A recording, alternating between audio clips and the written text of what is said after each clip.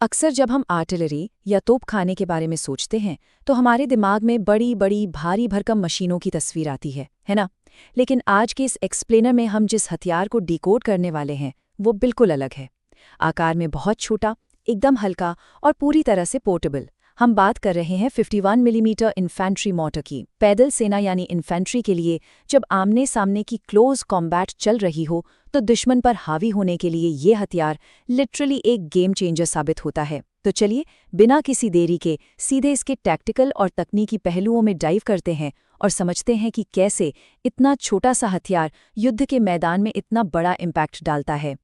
अब जरा एक स्थिति की कल्पना कीजिए, आप युद्ध के मैदान में हैं और दुश्मन किसी पहाड़ी के ठीक पीछे छिपा हुआ है, या फिर किसी मजबूत बंकर में, या जमीन के अंदर गहरी खाइयों यानी ट्रेंचेस में बैठा है।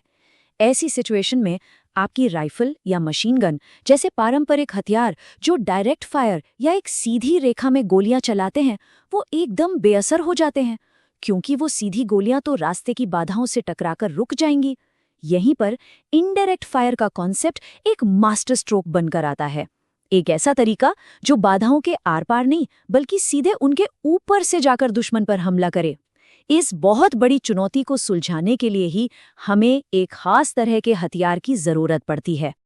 और यहीं पर एंट्री होती है हमारे 51 मिलीमीटर मोटर की।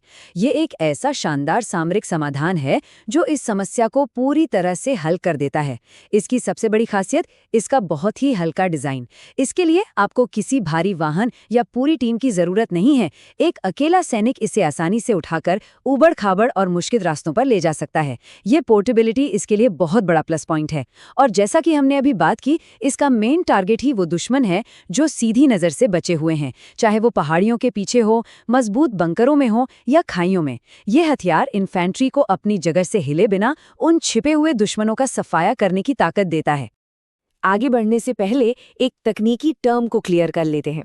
51 मिलीमीटर मोटर एक मजल लोडिंग हथियार है। अब इसका असल में क्या मतलब है? देखिए, नॉर्मल राइफलों में हम गोलियों को पीछे की तरफ से लोड करते हैं, राइट? लेकिन मजल लोडिंग इसके बिल्कुल उलट है। इसमें आप गोले या बम को सीधे हथियार के ऊपरी हिस्से से, यानी उसके खुले मुंह जिसे मजल कहते हैं, वहां से अंदर डालते हैं।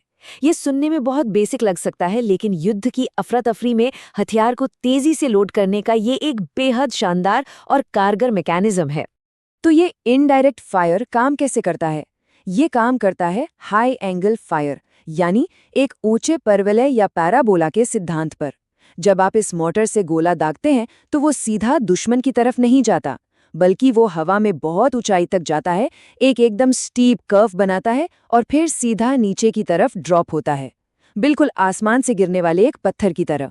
इसी ऊंचे पैराबोला की वजह से बीच की कोई भी पहाड़ी या दीवार इसके रास्ते को रोक नहीं पाती।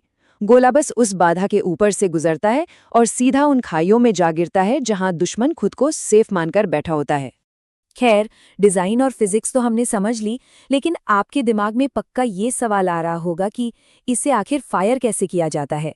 जब एक सैनिक इस मोटर को लेकर मैदान में होता है तो असल में उस वक्त क्या होता है? क्योंकि कोई भी हथियार कितना ही अच्छा क्यों न हो, उसकी असली सफलता इस बात पर निर्भर करती है कि उसे इस्तेमाल करना कितना सटीक है। तो चलिए इस पूरी प्रक्रिया को स्टेप बाय स्टेप डीकोड करते हैं। इस 51 मिलीमीटर मोटर को चलाने का प्रोसेस बहुत ही सीधा लेकिन एकदम सटीक है। इसके 4 मुख्य स्टेप्स हैं। पहला, बेस प्लेट सेट करना। दूसरा, बैरल से निशाना साधना। तीसरा, गोले को लोड करना। और चौथा, ट्रिगर या फायरिंग पिन का इस्तेमाल करना। ये पूरा का पूरा एक रिदमिक फ्लो है जिसे सैनिक को बिना किसी चूक के बहुत ही तेजी से पूरा करना होता है।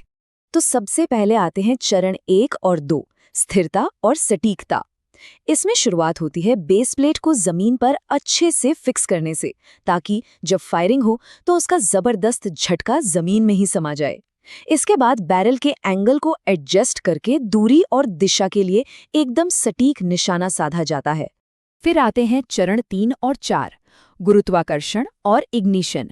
निशाना पक्का होने के बाद प्राइमिंग कार्ट्रिज लगे हुए बम को बैरल में डाल दिया जाता है।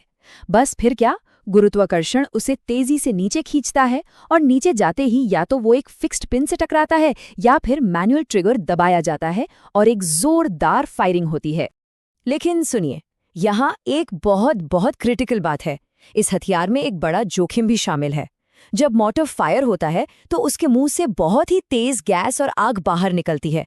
इसलिए ये एक सख्त नियम है कि जैसे ही कोई सैनिक गोले को बैरल में छोड़ता है, उसे 1 सेकंड का भी फ्रैक्शन गवाए बिना तुरंत अपने हाथ और चेहरे को वहां से हटा लेना होता है।